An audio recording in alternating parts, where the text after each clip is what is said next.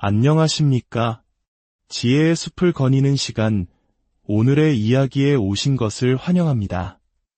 우리는 종종 이런 질문을 스스로에게 던지곤 합니다. 품격 있는 노후를 보내려면 과연 얼마의 돈이 필요할까? 신문이나 방송을 보면 마치 정답인 것처럼 구체적인 액수를 제시합니다. 집 한 채를 제외하고도 현금으로 5억 원은 있어야 한다. 아니, 요즘 물가를 생각하면 최소 7억 원은 필요하다. 이런 이야기들을 들으면 마음 한구석이 덜컥 내려앉기도 하고 막연한 불안감에 휩싸이기도 합니다. 하지만 오늘 저는 여러분께 조금 다른 관점을 제안하고 싶습니다. 과연 그 숫자들이 우리의 행복을 정말로 보장해 줄 수 있을까요? 어쩌면 우리는 가장 중요한 본질을 놓치고 있는 것은 아닐까요?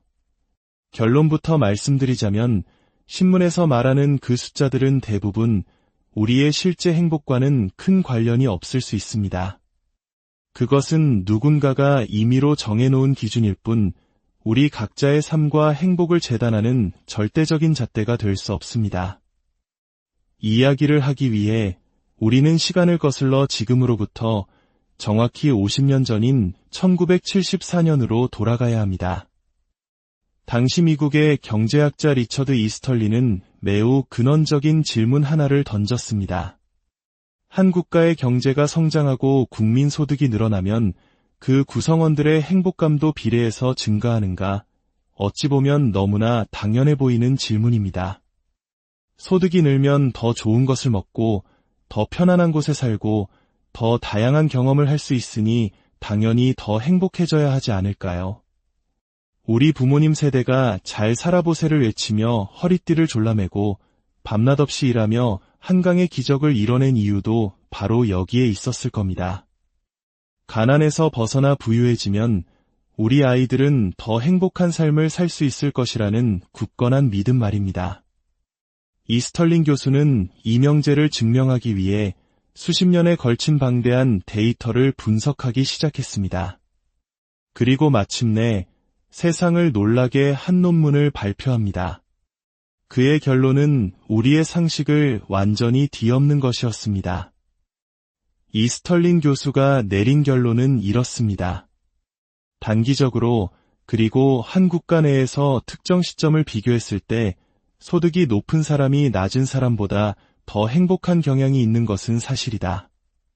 하지만 장기적으로 국가 전체의 소득 수준이 지속적으로 상승하더라도 국민 전체의 평균적인 행복 지수는 그에 비례하여 높아지지 않고 어느 시점부터는 정체 상태를 보인다는 것입니다.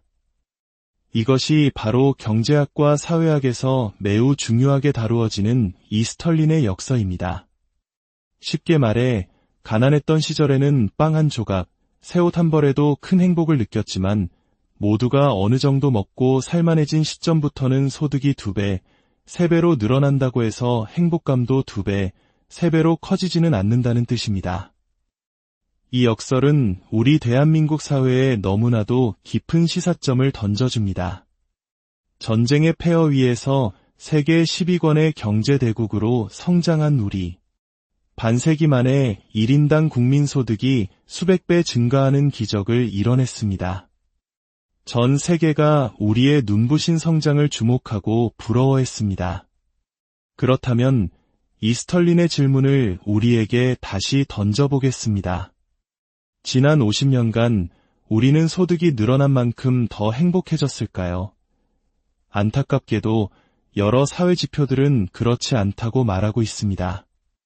우리는 여전히 세계 최고 수준의 자살률과 최저 수준의 출산율을 기록하고 있으며 많은 이들이 극심한 경쟁과 미래에 대한 불안 속에서 살아가고 있습니다. 헬조선이라는 뼈아픈 자조 섞인 단어가 한때 우리 사회를 휩쓸기도 했습니다. 결국 이스털린의 역설은 우리에게 묻고 있는 것입니다. 우리가 그토록 맹렬하게 추구해왔던 숫자로 표현되는 부가 과연 행복의 유일한 길이었는지를 말입니다. 물론 이 이야기가 돈이 전혀 중요하지 않다는 뜻은 결코 아닙니다. 기본적인 의식주를 해결하고 예측 불가능한 위험에 대비할 수 있는 최소한의 경제적 안정은 인간의 존엄과 행복을 위한 필수적인 기반입니다. 하지만 그 기반이 마련된 이후부터는 행복에 영향을 미치는 요소들이 돈이 아닌 다른 곳에 있을 가능성이 높다는 것입니다. 예를 들어 가족이나 친구들과의 깊은 유대감, 건강한 신체와 정신, 자신의 일이 사회에 기여하고 있다는 보람, 그리고 일상 속에서 발견하는 작은 감사와 즐거움 같은 것들 말입니다. 노후 준비에 대한 이야기로 다시 돌아와 보겠습니다. 단순히 5억 원이나 7억 원이라는 목표를 향해 불안해하며 달려가는 대신 우리는 스스로에게 다른 질문을 던져야 합니다. 나는 어떤 노후를 보내고 싶은가? 누구와 함께 시간을 보내고 싶은가? 무엇을 할 때 가장 큰 기쁨과 보람을 느끼는가? 어쩌면 통장에 찍힌 액수보다 함께 웃으며 저녁 식사를 할 수 있는 사람이 곁에 있다는 사실이 우리를 더 행복하게 할지 모릅니다. 비싼 해외여행보다 동네 공원을 함께 산책할 수 있는 건강한 두 다리가 더 소중할 수 있습니다. 높은 연금을 받는 것보다 작은 재능이라도 이웃과 나누며 얻는 보람이 노년의 삶을 더욱 풍요롭게 만들 수도 있습니다. 이스털린의 역설은 50년 전의 낡은 이론이 아닙니다.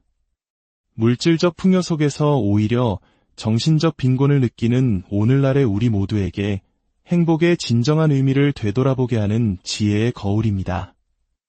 여러분의 삶에서 진정으로 여러분을 행복하게 하는 것은 무엇입니까? 오늘 하루 그 소중한 가치들을 다시 한번 마음에 새겨보는 시간을 가져보시는 것은 어떨까요?